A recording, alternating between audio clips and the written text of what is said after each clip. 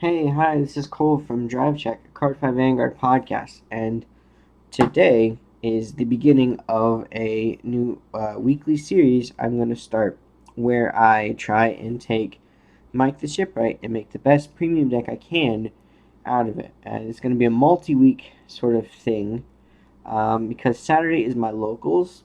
That's when we play our premium.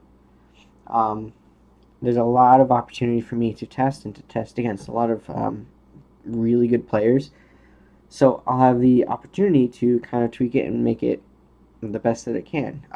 I can do a lot of things right now without the new support from Butterfly to Moonlight, but this is my first draft of the deck with all the new stuff. And the new stuff I think is going to make it even easier to do what I want to do with it.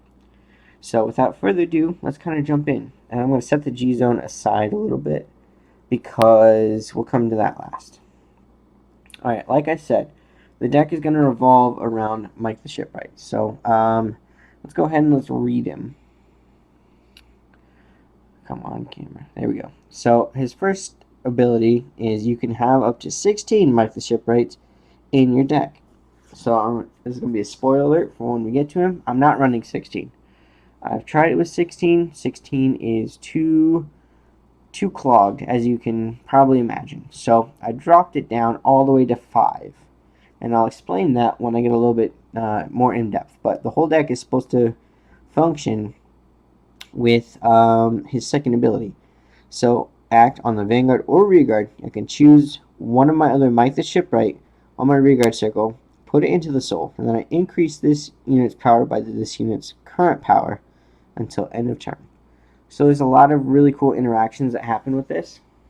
And I'll kind of... Oh, shoot. At the end of this, I'll point them all out. But that's the whole thing that we're going to do is we're going to try and double Mike the Shipwright's current power. There's a lot of ways that I can do that. So we'll just kind of set him aside for now. Keep him in mind, though. Alright, so the starter of choice right now is going to be regular Captain Night Kid, or sorry, V-Series Captain Night Kid.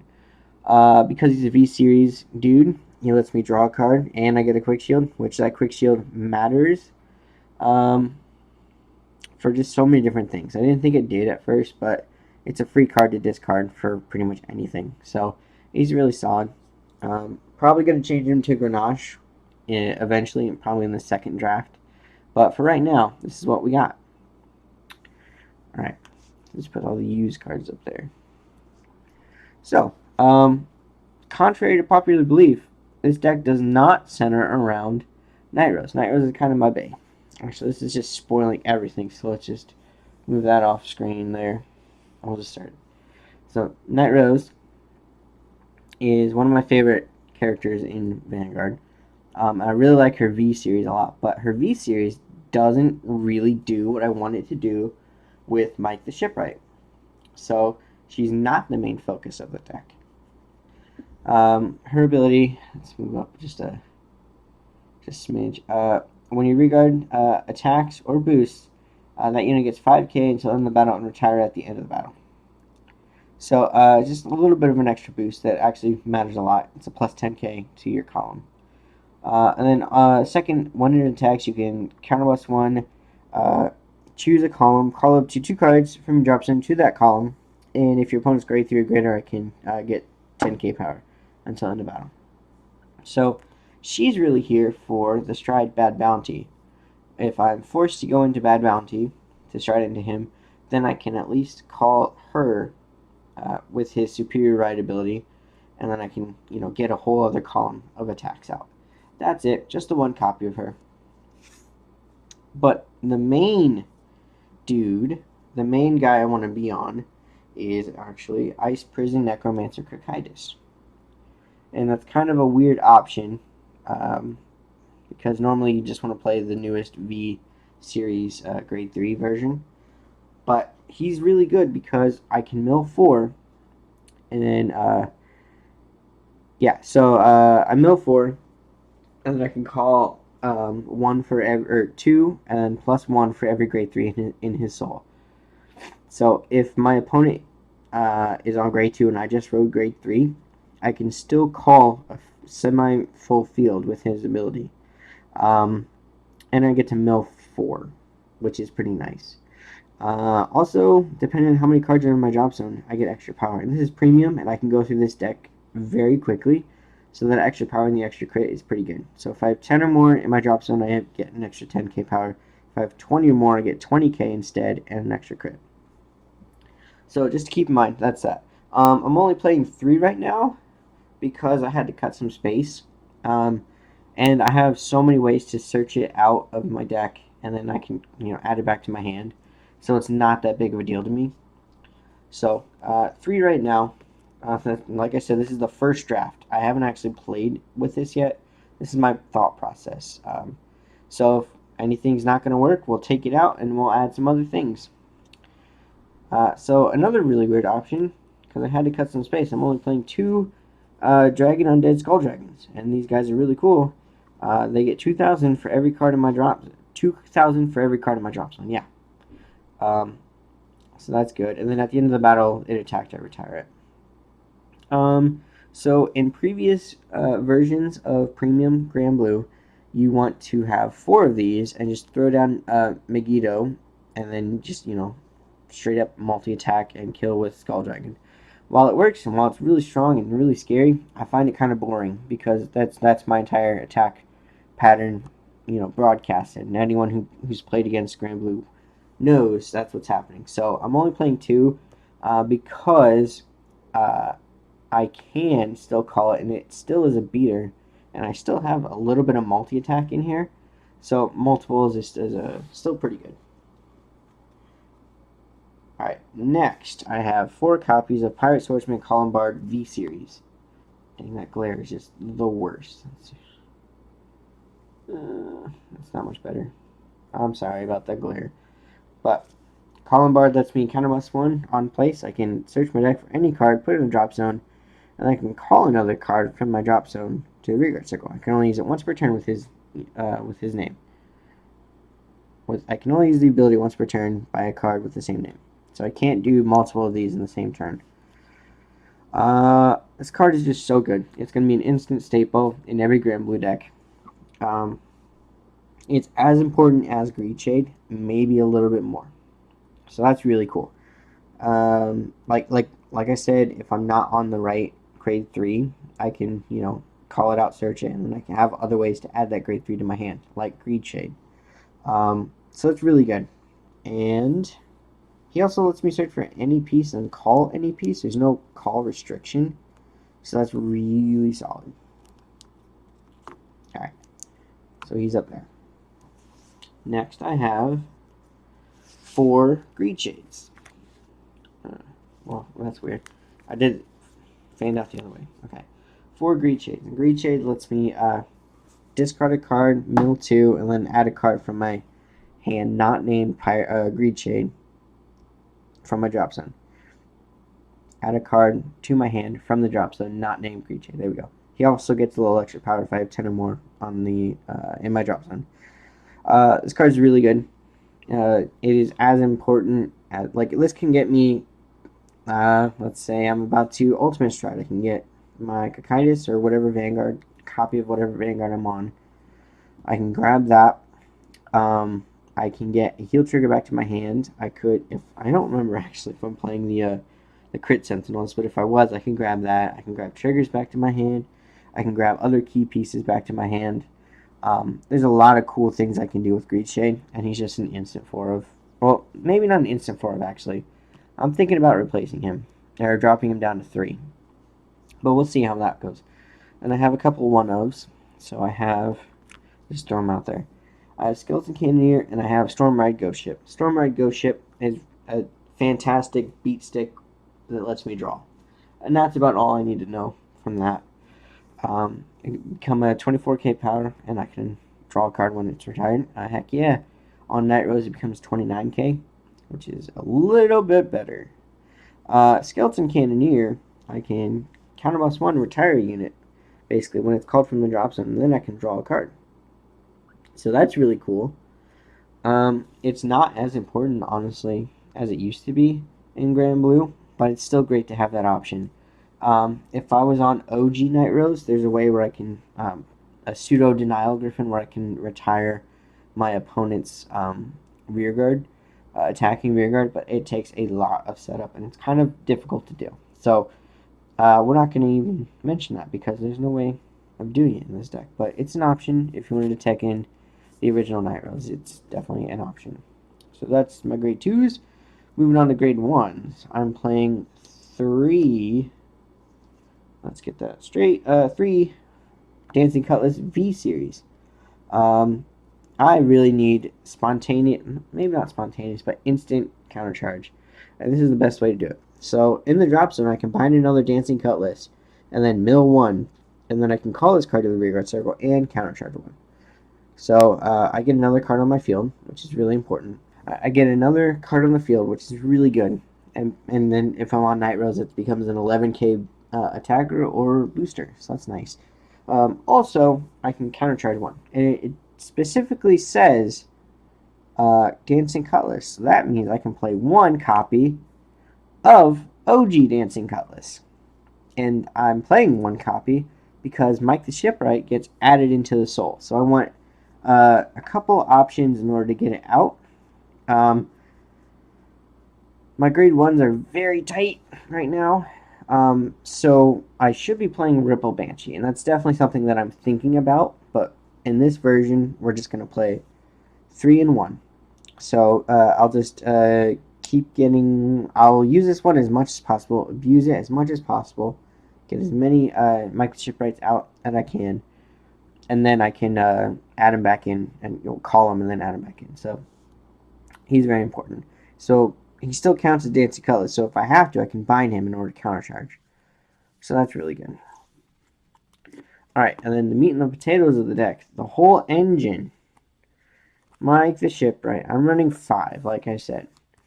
I think 6 is the sweet spot, but I'm dropping down to 5 so that I can add a couple more tech cards in and see how they feel. Dang it, I gotta stop doing that. So I already went over it a little bit. I'll keep one aside and I'll kind of talk about some power plays I can do with it. So I'm playing 5 of that. And then I'm playing 4 Negrobone. And this one I think I can probably drop down to 3. So drop zone, I can discard a card from hand, and then I can put them on the bottom of the deck from my drop zone. And then I can call a grade 1, which is Mike the Shipwright, or any other grade as long as my drop zone has 10 or more cards. So I can just straight up add him back into the deck, and then I can call another Mike the Shipwright. So he's pretty solid in that aspect. Yeah, I like it a lot. I don't have much to say. I'm really curious to see how it's going to interact with everything else. So I know it's good in standard, and I can only assume it's really good in premium. So I have 4 of that for now. I have 1 Tempest Sphere because my first stride is really good going into Obadiah, which I'll talk about later, if I have another face-up card in my G-Zone. So this lets me do that. Also, it lets me search out my heals if lets me check the top 7 for 2 normal units, or 2 not normal units, 2 units without any abilities on it, and the only ones I run are my heal triggers. And I'd actually rather recycle them for G-Guards than bank on healing. So I'm running 1 of that. Also, I don't want to spend $15 to get another copy right now. So that's that. I'm also running 1 Hanali, which this deck really hates multi-attacking. So I don't know too many multi-attackers. I know that the Zarzan or Zazan, the Cyclones, like vanilla decks, they can do a lot of multi-attacking. So I have that as an option. But I don't really know how my meta is going to shape up. So it's there. It hasn't put in a ton of work lately, but who's to say? It might be more. Then 2 grade 0s. Chappie the Ghosty, OG Chappie the Ghosty. Being able to search for anything in your deck, just whenever he's placed in the guard circle, really good. For free, by the way. And I can recycle him. So I have a G-Guard, Negronora, which I'll go over later. But she lets me call things from my drop zone to the rear guard circle, so I can keep reusing him. So that's really good. And then Grenache is just there for extra counter charge. He's pretty solid, but that's about it. Just counter charging 2 per turn is very nice. It's at the end of the turn though, which that's the biggest drawback. Okay, let's organize that because it's not straight and it sucks. And I'm playing 4 Chad the Ghosty because I'm running so few grade 3s, and sometimes it might be difficult. I'm running him so I can stride for free. I can discard him to stride, basically. That's about it. Also, he's a 15k shield because he's a new one. This deck, I want to draw as much as possible, so I have all my pieces in it. So I was playing Rough Seas Banshee like the original, put it into the soul and the draw card. But that just wasn't enough shield. So Wild Seas Banshee as well. I can put it into the soul, give my Vanguard an extra 10k and draw a card. Real good on that. Nothing much to say. It's a V-Series powered as well, so that's nice. Let's see. I'm running 1 Gustian, and I'm running 1 because I can tech it out with Negronor to be a perfect guard in case someone has an ability that says no grade 1s to, can't call grade 1s to guard. Then I have a grade 0. So just another option. Also, I don't mind necessarily hitting this draw trigger, so it's not the worst. And then here's the star. Mick the Ghosty and family. I'm only running 3 because I don't know how to find space for a non-V-Series trigger. It's a stand trigger, and he lets himself shuffle himself back into the deck. But let me read him for you, because it might have been a while. Hollow ability. When this unit is placed in the rear guard circle from your drop zone, if this unit is hollowed, choose up to one of your units, and it gets plus 10,000 power until end of turn. And until end of turn, it also gets, when this unit is put into the drop zone from the rear guard circle, return this card to your deck and shuffle your deck. So, I call him out with, let's say, Obadiah, which I'll get to shortly, or another card. Actually, Negrolazy can call him out too. That might be something to think about. But Mike the Ghosty comes out, and I give 10k to Mike the Shipwright. So then Mike the Shipwright is currently 15k. So then, if I have multiple copies of Mike the Shipwright, it goes from 15 to 30, 30 to 60, 60 to 120. That only requires 1, 2, 3, 4 Mike the Shipwrights, 4 of the 5. And it's actually quite doable. So,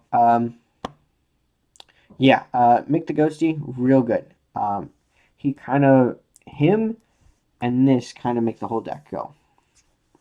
And then I'm just running 4 heals because, I need those V-Series heals. Okay.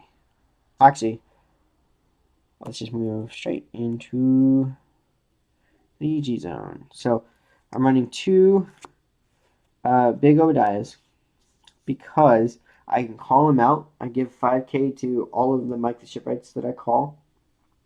I can call, a full field basically. I can also search them all out in my deck with this, or any other key pieces that I need. So I do that. I look for all my Mike the Shipwrights, or whatever I need. I call them out, and then I call as many as I want, basically. Hoping that at least one of them is a Mick the Ghosty family. So then Mike the Shipwright gets 5k from Obadiah, which makes him 10, and then another 10 from Mick the Ghosty makes him 20. So then 20, 40, 80, 160. So 4 cards makes him 160 power. And also, Mick the Ghosty goes back into the deck as a stand trigger. And that's very important. And that's also part of the reason why I'm not running as many Skull Dragons, is because I'm running more stands in this, so that I can restand Mike the Shipwright as much as possible and just swing with 100 plus. I think the most that I got was like 250 with it, but yeah, Obadiah is fantastic. Alright, so Cycloned, the next one. I'm running 2 of them because they're great flip fodder for Obadiah. Obadiah can flip anything, so I might as well flip the Cyclone. So that way, if I have to call the heals for some reason, they're actually 15k boosters, or attackers, depending. So they're really good. And that's about it. Don't really want to ever go into it. So here's another really good card in this deck, actually, is Tempest Calling Pirate King Grenache, or Gouache, sorry. Basically, I can kind of West 1, Soul Blast 1, and choose up to 5, or I have to flip another copy of him in my G-Zone face up. I choose up to 5 cards in my Soul, and I Soul Blast them. And then for the same amount of cards Soul Blasted, I call that many. So if I Soul Blasted 5, I call 5. If I Soul Blasted 4, I call 4. He also gives 1,000 for every face up in my G-Zone. Gives those cards called 1,000 for every face up in my G-Zone. It doesn't matter too much. The most important thing is I get to Soul Blast like 5 cards. So the last turn I wanted to Mike the Shipwright, and I called 5 in or 5 out, and then I put like 4 in. I can Soul Blast all of them, and then I can do it again. I can call the same amount, so I recycle it with him. I don't know. I feel like I want to run 4 of Gouache because he should be kind of like my go-to after Obadiah, especially if I'm not running a ton of Soul Blasting. So that's something to keep in mind. But he's really solid. A little underwhelming now compared to what a lot of stripes do, but I think he's really good in this deck specifically.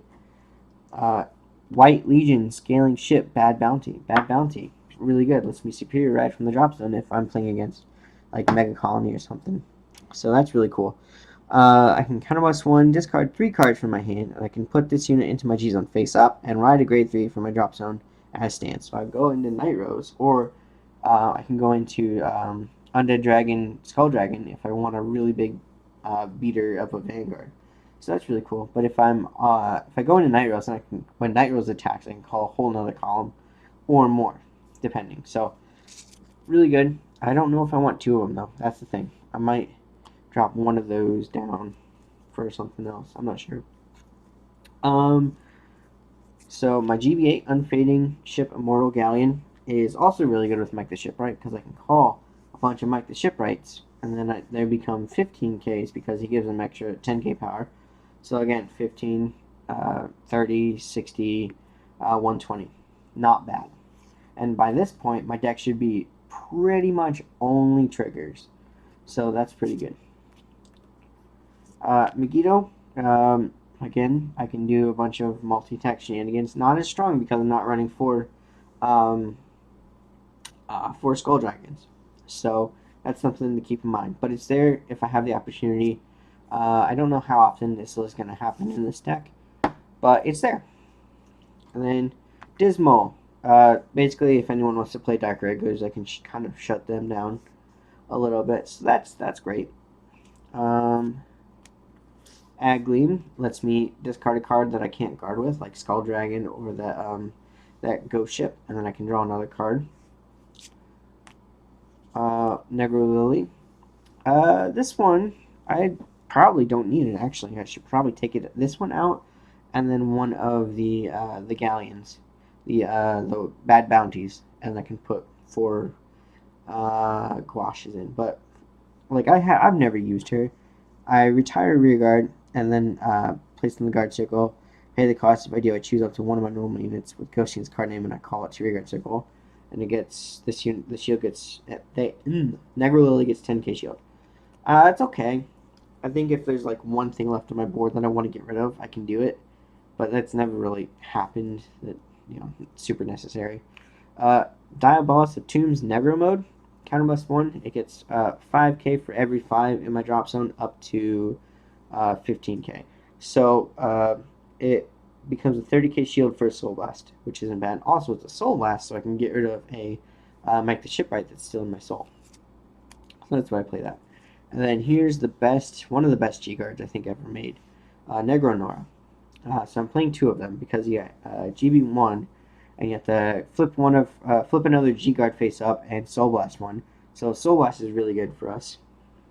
And then I can choose 2 cards with different grades from my drop zone and call them to the Guardian Circle. So I'll call a Chappie the Ghosty, and I'll call something else. I don't know. I can call a V-Series grade 1. So that Chappie the Ghosty is 10k, that grade 1 is also 10k, and this is 15. Makes that a 35 shield right there on top of a 12k Vanguard, making that 47, which is a pretty high number. I can also call perfect guards with this too, and I just realized that I only run one perfect guard in my drop zone, or in my whole main deck. That's a little bit of a problem. I'll have to go back to the drawing board for that. But this is the first deck, the first iteration of it, and we'll just see where this goes this weekend. But yeah, that is Negronora, and she's really good. She lets me call pretty much anything that I need. I can call it a V-Series heal trigger and a grade 1, making her 45 shield by herself. So that's really good. I hardly ever really need perfect guards because of it. Alright, so that's my first draft build of this. If anyone has questions, comments, concerns, feel free to post in the comments. But this is going to be an ongoing series. Every week I'm going to retweak it based on how it played, interactions that I liked or I didn't like, things like that. So this is an ongoing process. So there's going to be a deck profile at the beginning of every video, and hopefully either like a note section or even gameplay if I can do it, but it's kind of hard when I'm sitting 6 feet apart from someone playing card games. It's hard to capture that. So yeah, that's it. Like I said, questions, comments, concerns. Let me know if you like this idea. I think there's a lot of potential with Mike the Shipwright, and I really want to show people that he's not just a jank card, that he can actually do some pretty scary stuff. But yeah, that is all I got for you. I will see you in the next video sometime soon.